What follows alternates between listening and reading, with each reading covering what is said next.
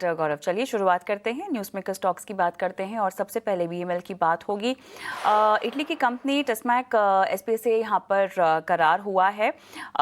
Stock specific based news तो ये है ही, लेकिन उसके अलावा अगर हम काउंटर भी देखें तो फिलहाल 1.5% ऊपर कामकाज कर रहा है। पिछले 5 दिन में भी हम देखें तो लगभग 1.5 से 2% की मजबूती हमें देखने को मिली है। काफ़ी रेंज बाउंड टेक्निकली चार्ट्स पर पिछले एक महीने में भी अगर हम देखें तो 4000 के एक लेवल्स को छूने के बाद वहां से एक अप ट्रेंड, लेकिन फिर भी एक दायरे में ही फंसा हुआ है। क्या रिकमेंडेशन होगी आपकी? बाय नेचर बीईएमएल एक स्लो मूविंग स्टॉक ही है। गवर्नमेंट सेक्टर की कंपनी है, कंपनी अच्छी है, no doubt about it, but share में उस तरीके का फास्ट मूव नहीं आता है। अभी भी मल्टीपल रेजिस्टेंसेस नियर टर्म में ही मुझे दिखाई दे रहे हैं। 100-150 पॉइंट ऊपर ही भी रेजिस्टेंस है, 4750 पे फिर रेजिस्टेंस है। आई थिंक ये स्मूथ सेलिंग नहीं होगी। So from a trading perspective तो कंसिडर नहीं करना चाहिए।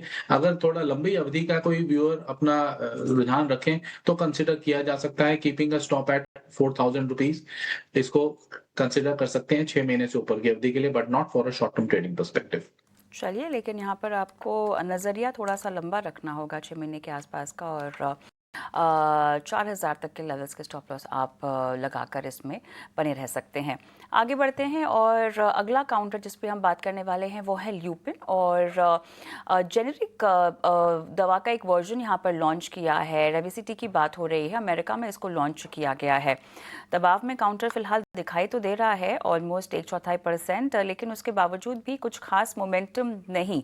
क्या कहेंगे आप? पिछले 5 दिन में भी हमने देखा है कि 1% टूटता हुआ, ऑलमोस्ट एक महीने में 2.5 से 3% के आसपास की कमजोरी दर्ज भी की है इस काउंटर ने। 1900 से लेके अभी तक के लेवल्स, इसी में एक कारोबार हो रहा है। क्या कहेंगे? एब्सोल्युटली साइडवेज है ल्यूपिन, कोई मूवमेंट नहीं है। अगर हम इसके नियर टर्म गेन्स की बात करें वीकली लेवल पे, केवल 0.25% का नेगेटिव मूव, मंथली पर्सपेक्टिव से 1.25% का पॉजिटिव मूव, क्वार्टरली पर्सपेक्टिव से बात करूं अगेन 1.25% का। कोई खासा मूवमेंट नहीं है, जैसे कि कोई हलचल ही ना हो रही हो। क्लियरली अवॉइड करना चाहिए स्टॉक को। मैं कुछ भी उम्मीद नहीं कर रहा हूँ अभी इसके अंदर। एक नैरो रेंज में ट्रेड कर रहा है, 2100 साढ़े 2100 ऊपर में और 1900 साढ़े 1800 के आसपास ऑन द डाउन साइड। जब तक ये रेंज के अंदर ट्रेड करता रहेगा, इसके अंदर ऐसा ही रहेगा। एक रेंज ब्रेकआउट चाहिए, तभी कोई हम कॉन्क्रीट ट्रेड इसके अंदर बना पाएंगे। ये तो यहाँ पे साइडवेज है, थोड़े से लेवल्स को ठीक होने का इंतजार आपको करना पड़ेगा और उसके बाद ही एक कॉन्क्रीट ट्रेड आप ले सकते हैं। लेकिन कोलगेट की बात करते हैं। लगातार हेडलाइंस पे बना हुआ है, जो नतीजे आए सितंबर तिमाही के वो कमज़ोर रहे हैं। स्टॉक भी गोता खा रहा है, 3% की कमज़ोरी फिलहाल भी हमें काउंटर में देखने को मिली है।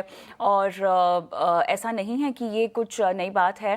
गौरव, इसी तरह के कमज़ोर नतीजों की उम्मीद भी थी और हमेशा की तरह कॉमेंट्री में भी अब तीसरी और चौथी तिमाही में एक रिवाइवल की उम्मीद सामने जताई जा रही है। But having said that, chart तो बहुत ही ज़्यादा फ्लैटिश है और नतीजों से पहले भी हमने देखा कि कुछ खास मोमेंटम नहीं।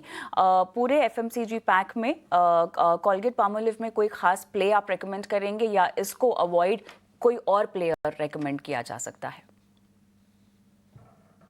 कोलगेट पामोलिव आपने सही कहा, ये अंडर परफॉर्मिंग स्टॉक रहा है। कोई खास परफॉर्मेंस हमने ऑफ लेट देखी नहीं है।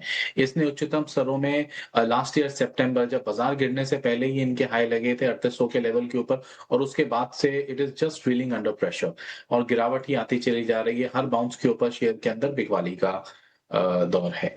अवॉइड की सलाह रहेगी इसके अंदर भी। मुझे ऐसा लग रहा है यहाँ से अभी देखते हुए भी चार्ट फ्रंट पे भी कि 2000 तक का आंकड़ा इसके अंदर आ जाएगा आने वाले कुछ समय में। चलिए।